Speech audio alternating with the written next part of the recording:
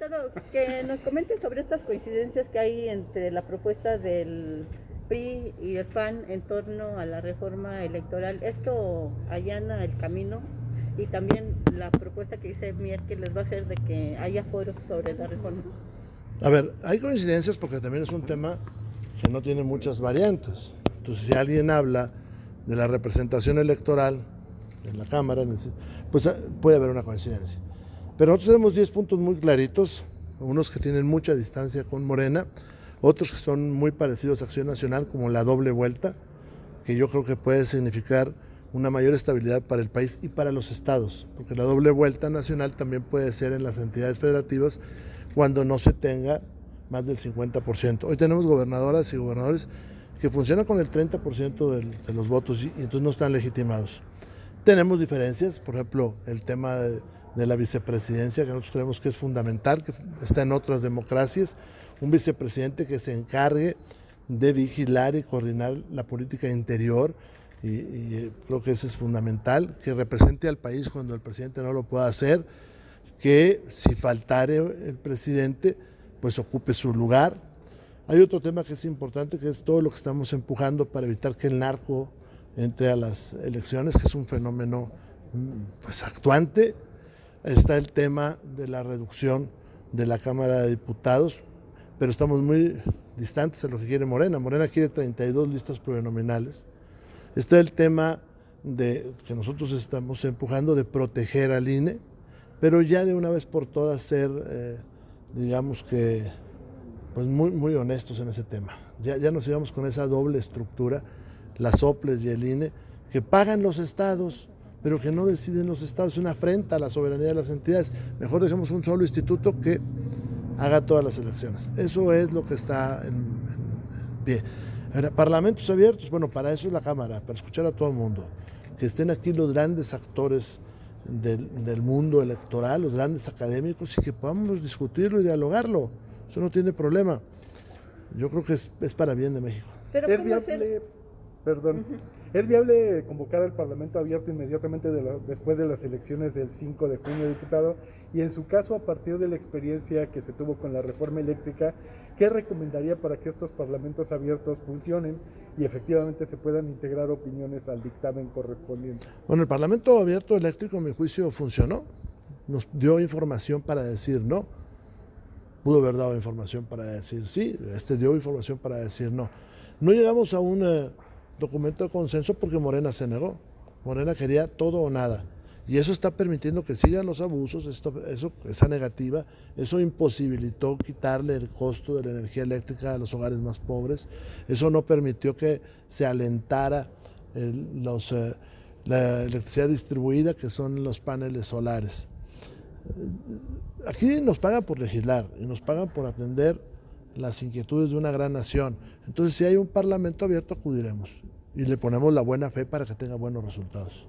Diputado, ¿cómo le van a hacer para que el narco no se infiltre en los comicios cuando sabemos que ahorita pues en muchos estados de la República, en muchos municipios, bueno, sobre todo en los municipios, gobierna el narco? Vemos en Michoacán, vemos en Mire, Tamaulipas. El país está en una crisis terrible de seguridad como nunca.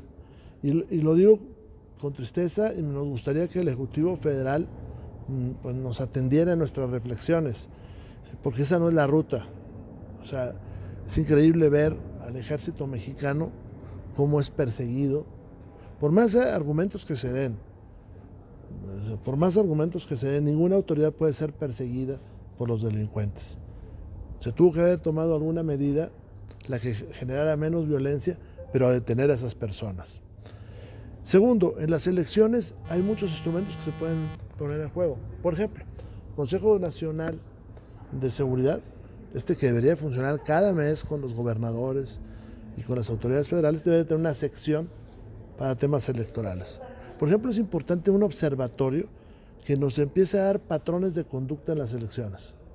¿Por qué hay municipios o distritos donde nada más juegan hombres? ¿Por qué hay municipios donde nadie quiere jugar? Hombre, en este país hay 7 partidos nacionales y un montón locales, ¿a poco nadie se le antoja ser alcalde?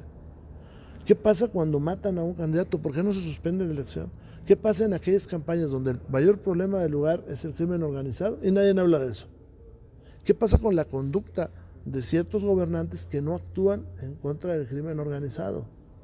Bueno, eso no lo puede dar un observatorio y que la gente sepa lo que está pasando y ponerle el reflector allá. Además de anular elecciones, de vigilar la procedencia de los recursos, en fin, de dar garantías a los candidatos. Se pueden hacer muchas cosas para evitar lo que está pasando ya. Diputado, volviendo a lo que decía, cómo vemos al ejército que va corriendo de la delincuencia, con esta idea que tiene el presidente de respetar los derechos humanos. Bueno, el ¿Qué respeto término? el respeto a los derechos humanos se tiene que dar, pero la autoridad también tiene que actuar. Mire, no puedo dar los nombres, pero varios miembros del ejército mexicano, en activo y en retiro, han platicado conmigo y están muy molestos por lo que está pasando. ¿Por qué? Porque tienen una preparación de años, un orgullo de ser egresados del colegio militar o de estar en la carrera de las armas y que les pase esto. Ok, si no estaban armados estos personajes, el ejército debe haberlos detenido. Ahora, si estaban armados, pues al final del día a lo mejor tiene que haber un enfrentamiento, pero les tienes que quitar las armas. Las armas nada más pueden estar en manos de la autoridad. Entonces el que esté armado ya no se le puede detener. Yo con todo respeto creo que al señor presidente de la República no le están diciendo todo lo que está pasando. Pero él desconoce las leyes porque en la Constitución está, ¿no? Que quienes pueden poseer armas de qué tipo y cuáles. Yo no creo que las desconozca, yo creo que quienes instrumentan el tema de la seguridad no le están diciendo lo que está pasando en las calles. Y no le están diciendo lo que está sucediendo. ¿Vieron ustedes las escenas de Michoacán? Una fiesta donde están unos niños y lo que pasa. ¿Vieron ustedes lo que pasó en Acapulco este fin de semana? Lo reportó hoy Mauleón. Pues es terrible. Bueno, si cerramos los ojos y la sociedad dice que no pasa nada, bueno, pues la sociedad también será responsable de lo que suceda. ¿Y cómo no llevarlo a las elecciones esto? Pues mire lo que pasó el año pasado. Yo creo que hay muchos mexicanos que en las urnas van a poner lo que están pensando. Diputado, entonces sí, el PRI acompañaría la propuesta de un parlamento abierto de la reforma electoral después de las elecciones, ¿o no? No queremos periodo extraordinario, empiezo por ahí, porque luego me la cambian y dicen, Rubén quiere periodo extraordinario. No, no queremos periodo extraordinario, pero el trabajo administrativo y el trabajo de comisiones no para. Entonces, si se da un parlamento abierto en el mes de agosto, en el mes de julio, no tiene problema, para eso nos pagan, pero periodo extraordinario no. Diputado, su opinión en torno a Y votaríamos en septiembre. esa supuesta investigación que se le está haciendo al coordinador de Morena por desvío de dinero y delincuencia organizada. Mire, yo conocí aquí a Ignacio Mier. Si uno puede decir que uno es amigo de una persona que conoció hace meses, pues sería su amigo. Pero Ignacio Mier a mí me representa confianza, ¿eh?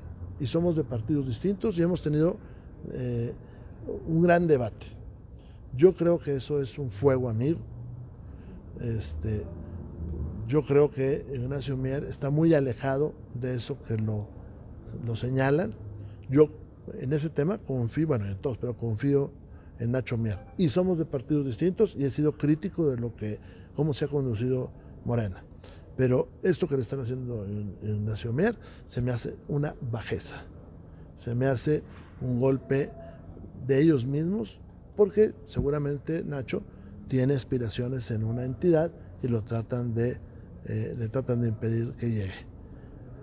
Yo ese Ignacio Mier conozco y esa es mi opinión después de conocerlo. Ajá, y porque hace tiempo también se le tomaron una fotografía con una de sus conocidas, de sus amigas que traficaba con armas allá en Puebla. Mire usted, ese tema de las fotografías le ha pasado a todo el mundo. A todo el mundo le pasa el tema de las fotografías. Uno sale a la calle y la gente le pide una fotografía y uno tiene buena fe, pero ¿quién te toma con quién estás en un lado? Pues quién sabe quién sea. Y uno es responsable de las conductas de uno. El Nacho Mier que yo conozco es una persona con la cual se pueden hacer acuerdos políticos, cumple su palabra y en la Cámara se ha conducido siempre como un buen político. Y no estimo que eso de que le acusan sea cierto, yo creo que es falso. Él tiene los elementos para defenderse. Lo que yo sé es que son ataques dentro de su partido para tratar de demeritar su carrera política. Y le digo, somos adversarios políticos, pero tampoco le puedo cargar a nadie algo que yo veo que evidentemente es falso. Cuenta con su apoyo. Pero yo no soy para dar apoyo a nadie, No. pero yo lo que le digo es que esta opinión mía está sustentada en lo que yo veo acá. Diputado, obséquenos un comentario sobre el tema de los médicos cubanos. Hoy el presidente de la República pues se lanzó fuerte contra los médicos que le han reprochado que se esté prefiriendo traer a médicos de Cuba en lugar de contratar a los jóvenes aquí, a los especialistas incluso. Mire, es no que tienen yo estudios. creo que son dos cosas muy distintas. Mire, la medicina cubana es una buena medicina y eso creo que muchísima gente viaja para allá para recibir tratamientos. El problema no está allí. El problema está cuando se descalifica a los médicos mexicanos. Ese es otro tema. El problema está cuando la gente que trabaja para el presidente no le dice que una buena parte de la planta médica no tiene puestos de base de los mexicanos. El problema está cuando le dicen que no le dicen que sí hay médicos suficientes. Lo que sucede es que no hay plazas suficientes, de que no se les pagan viáticos, de que no se les construyen albergues en los lugares más alejados para que ellos se queden. No hay medicinas, no hay equipamiento. Muchos médicos tienen que llevar sus jeringas, sus vendas, pero tenemos muy buenos médicos mexicanos y no estoy hablando mal de otros médicos de otro país. Es más, debería de haber becas para que muchos médicos mexicanos vayan al extranjero. Como médicos de otros países vienen acá, yo conozco mucha gente de Centroamérica, Sudamérica que se ha venido a estudiar medicina, porque el intercambio del conocimiento así debe ser. Yo creo que el tema está en polarizar y en decir que los médicos mexicanos no sirven, en decir que los médicos mexicanos no irían a esos lugares. Yo le puedo decir que hay miles de médicos que no van porque no se les da una oportunidad.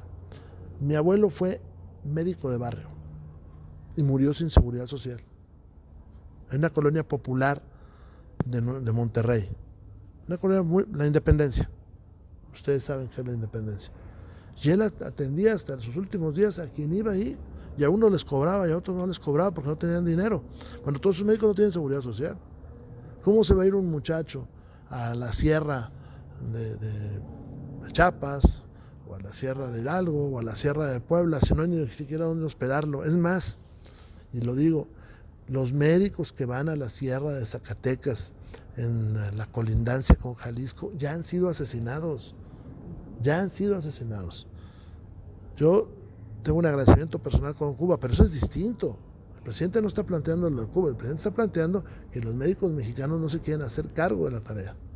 Que incluso, diputado, hubo una ola de que secuestraban a los médicos, la delincuencia organizada para... Claro, para a médicos y enfermeras, y a las enfermeras que confundían por médicos, luego les obligaban a hacer trabajos de médicos, y a muchachos que estaban en las escuelas de medicina en primero o segundo año, pues los secuestraban pensando que eran médicos, y muchos hospitales en el norte tuvieron que cambiar protocolos para que los médicos llegaran sin el uniforme. Ese es el problema en este país. Ese es el problema. La discusión no es si vienen de Cuba o no vienen de Cuba. La discusión es que a los médicos mexicanos tenemos que darles sueldo, garantías, seguridad, un lugar donde alojarse, plazas. La mayor parte de los médicos hoy no tienen plazas y las enfermeras tampoco. Ese es el problema que estamos viviendo. Y que desaparecieron las becas también para ir al extranjero. Todo lo que usted dice, desaparecieron las becas, mucha gente que se quedó fuera, todo eso. Bueno, muchas gracias, diputado.